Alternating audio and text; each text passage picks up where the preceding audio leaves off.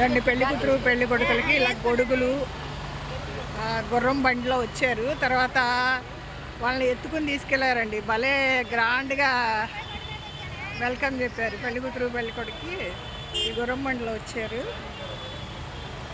తర్వాత ఈ గొడుగులు తర్వాత ఇక్కడ నుంచి వరుస అయిన వాళ్ళు ఎత్తుకుని మోసారు. ఇదండి శాంతి శేషమహల్ అండి.